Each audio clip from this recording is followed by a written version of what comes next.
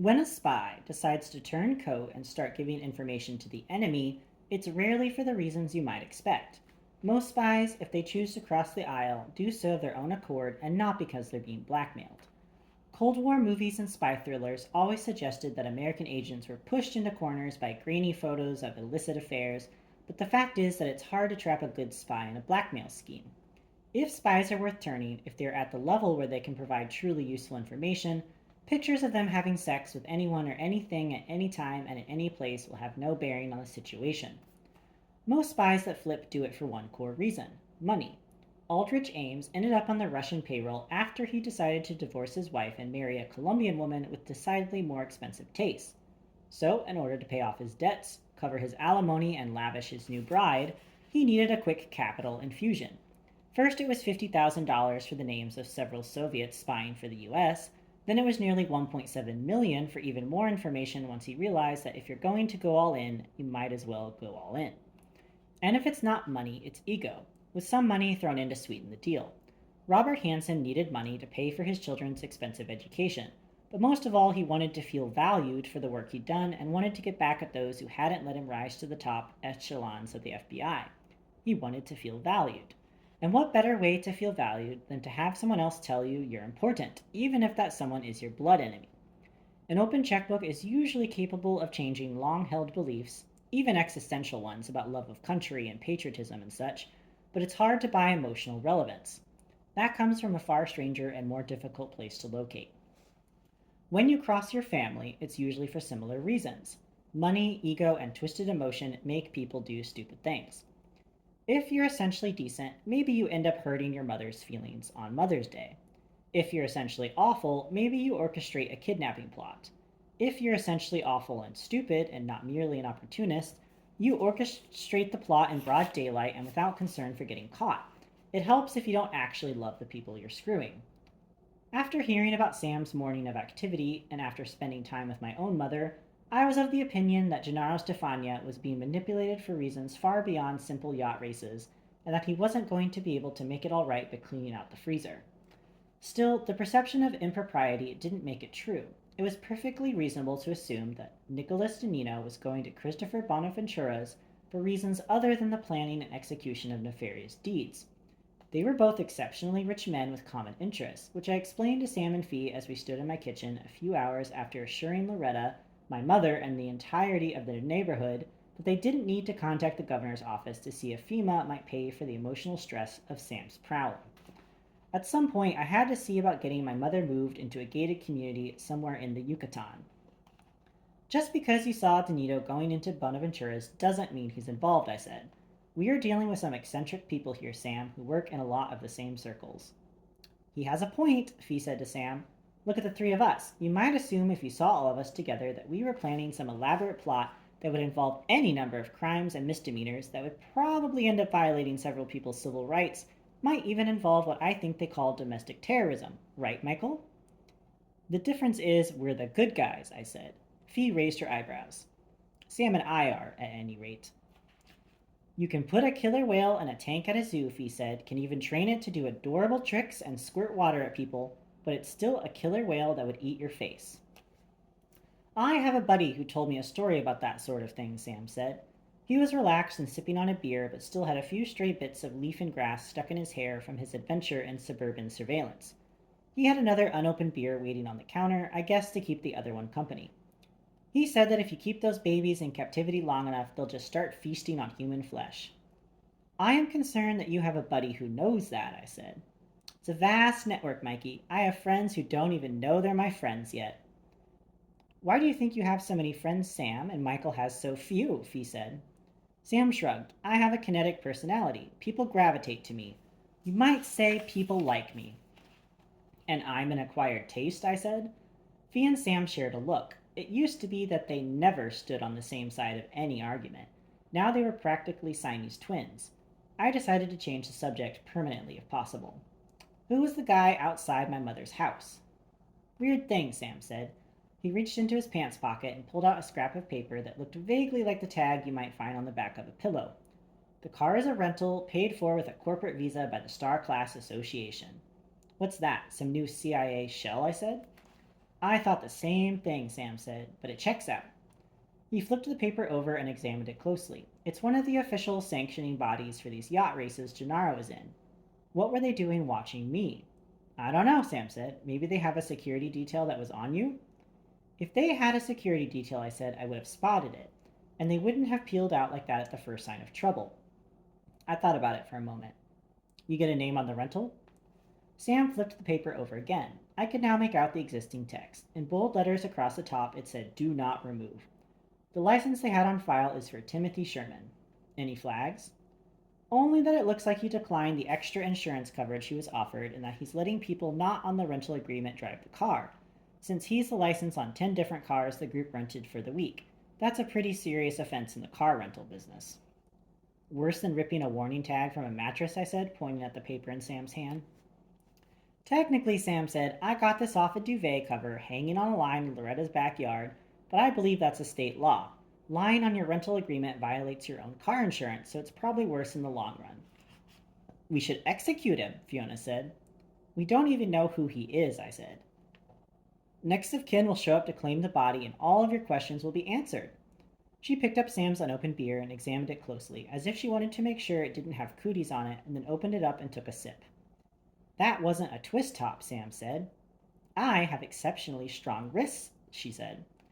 Instead of killing Mr. Sherman, maybe you could pay him a visit for me fee, let him know he's violated his rental agreement, tell him we need the proper names of who is operating the cars.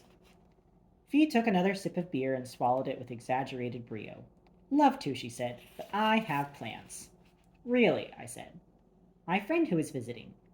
The plutonium salesman?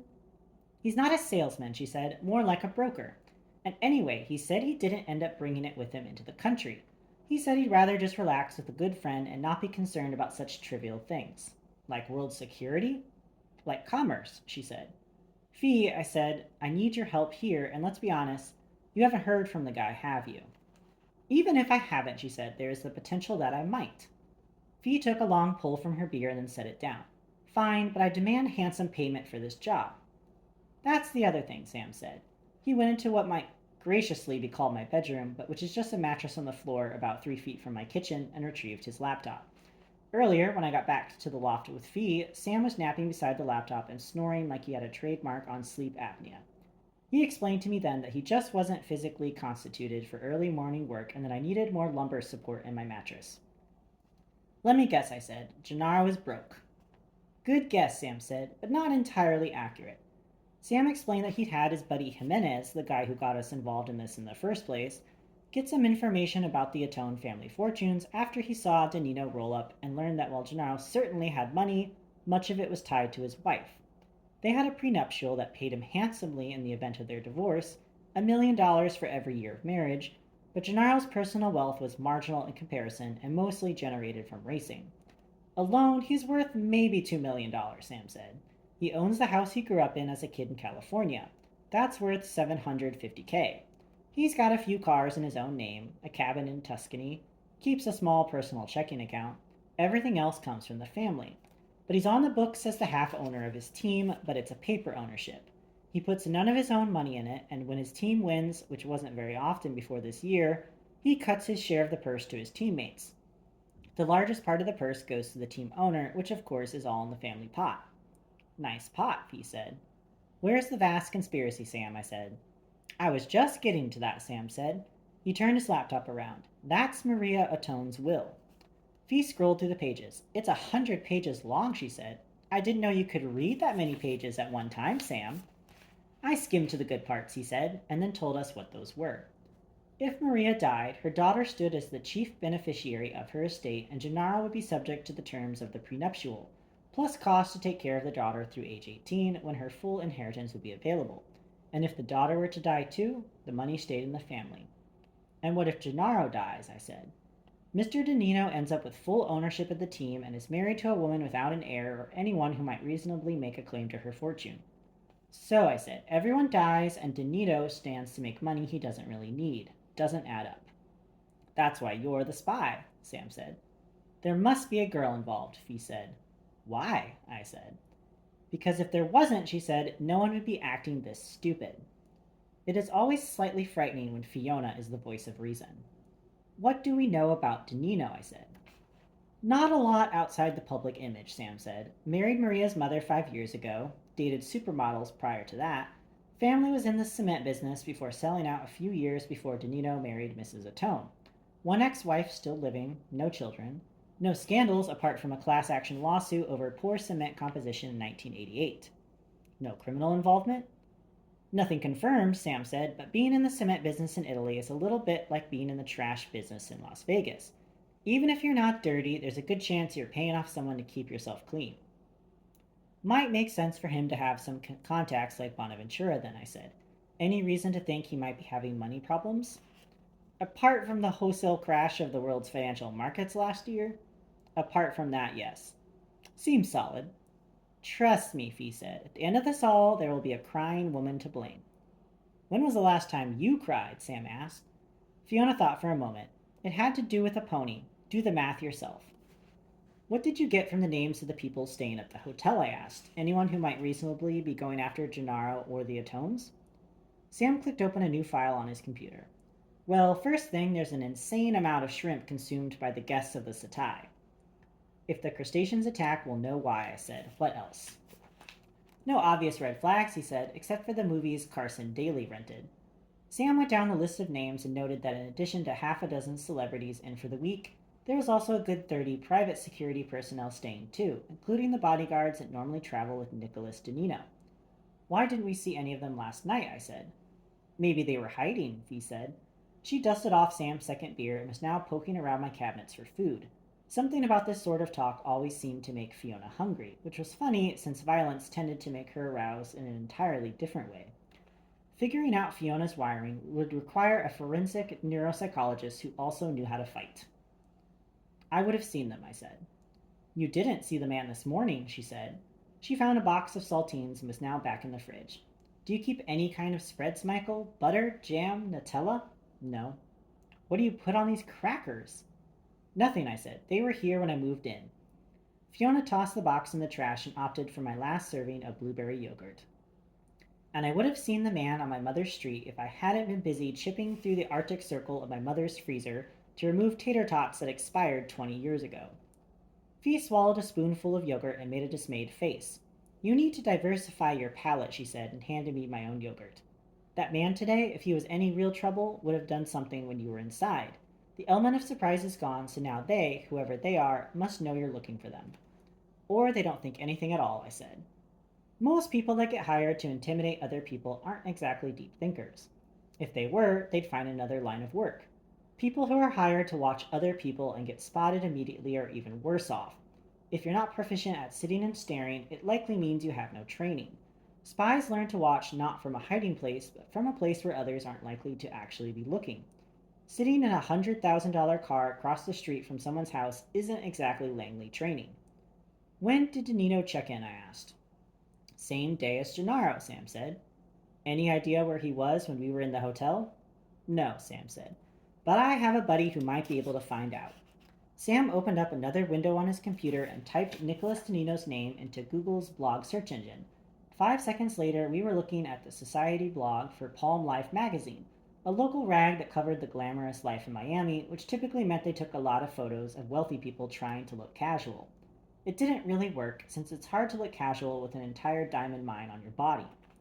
It's nearly impossible to move about the world undetected if you're the least bit famous.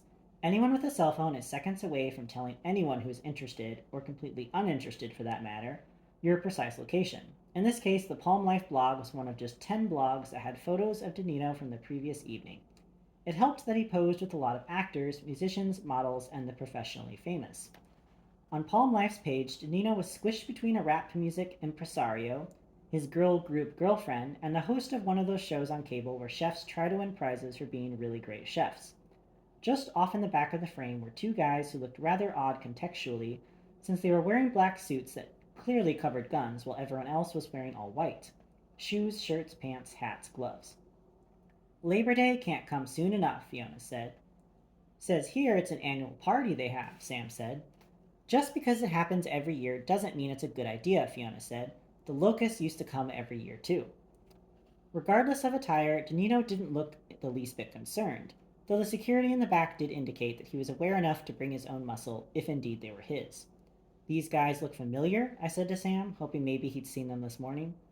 I don't know, Mikey. The guys guarding Bonaventura's place look like they've done a lot of greenside type work, Sam said. These men look like bodybuilders.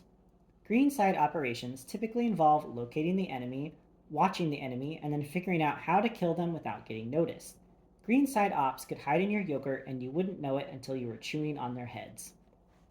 It helps that greenside ops are often covered in camouflage while crawling through a bog during the middle of the night. I've always preferred a suit, but jeans are nice. A t-shirt is very functional. When you wear jeans and a t-shirt, there's less chance of finishing a job and finding leeches attached to your thighs. Because when you're in the real world, where there aren't a lot of bogs or a pressing need to crawl, jeans and t-shirts train you to be inconspicuous. If you look like a spy, people are going to notice you. Sam spotted Bonaventura's men immediately because they were a visible deterrent with trademarks, training, and weaponry. Spies don't wear tuxedos every day. They don't order the same drinks in every city, shaken, stirred, or otherwise, and don't leave a trail of bodies in their wake. You're a spy because you're good at doing the things no one wants to see and doing it in such a way that no one notices. Men like those watching Danino and the one at my mother's house that morning aren't smart enough to blend in or avoid the cameras, which means they aren't professionals, just people who've been hired. We're grasping at straws here, I said. Gennaro's wife and daughter are trapped somewhere in the Atlantic, and we need to figure out why. Sam, we need to find out which room at the hotel, other than Gennaro's, is viewing that website. Got it, Mikey. And Fee, I need you to find out who is driving one of Timothy Sherman's rentals today. Fee exhaled dramatically. I hope I don't end up accidentally beating the information out of Mr. Sherman, she said. Try your best, I said. And where are you going to be? Fiona asked. When you want to avoid being ambushed, either by forces or information, the best thing to do is engage first. You might not know the level of resistance you're apt to find, but you'll have the advantage of nuance since you already know the logic of the enemy. They aren't bold enough to strike you head on, so they think they have to surprise you from the side, cloaked in cover. I'm going to be controlling the flow of information, I said.